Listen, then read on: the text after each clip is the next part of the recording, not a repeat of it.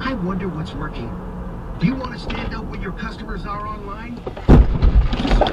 Ad paid for by the Sentinel Group. Attention parents with a child diagnosed with autism or severe ADHD. A recent congressional study found dangerously high levels of toxic heavy metals like mercury, lead, and arsenic in many popular baby food brands. Brands such as Gerber, Plum Organics, Beech Nut, Walmart, and more. Some contain toxic metals 200 times the maximum safe level set by the FDA. Heavy metals in baby food are known to be severe neurotoxins, and exposure to them at a young age can cause lifelong brain damage and neurodevelopmental disorders like autism and attention deficit hyperactivity disorder. If you fed baby food to your child and they were later diagnosed with autism, autism spectrum disorders, or ADHD, you may be entitled to significant compensation. Call today for your free consultation. 800-709-3097. Don't wait. Let our experienced attorneys fight to get you the compensation you deserve, and you pay nothing unless there's a recovery in your favor. Call 800-709-3097. That's 800